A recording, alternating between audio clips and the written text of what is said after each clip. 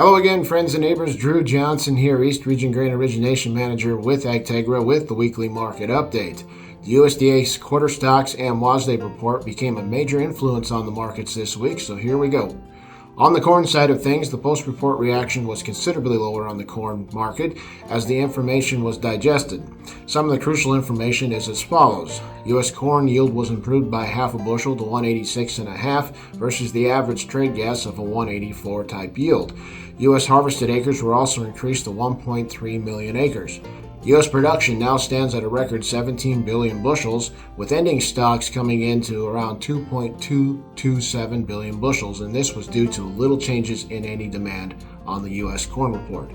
World ending stocks were also increased from 279.15 million metric tons to 290.91 million metric tons. The only thing of positive on this week is March futures have been able to hold support right around 420.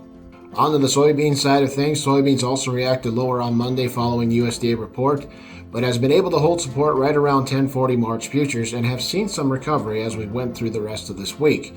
Report highlights was the USDA kept U.S. yield at 53 bushels per acre when most analysts were thinking there'd be a slight reduction. U.S. production was raised slightly due to a small increase in U.S. harvested acres. The big story for soybeans was the USDA raised 2025-26 carryout to 350 million bushels when most analysts were thinking we'd see something around 300 or sub 300 million bushels. The increase in carryout was due to a 60 million bushel reduction in U.S. exports. World soybean ending stocks were also raised due to good projections for production out of South America. Now on to the wheat markets. Wheat markets also fell post-report, and some of the highlights are as follows. All U.S. wheat production remained the same at 1.985 billion bushels. December 1st U.S. wheat stocks came in at 1.675 billion bushels and was within the range of trade estimates. U.S. ending stocks increased by 25 million bushels due to reductions in demand, and world wheat ending stocks were increased 3.38 million metric tons to 278.25 million metric tons. We also got our first look at projected U.S. winter wheat seeding.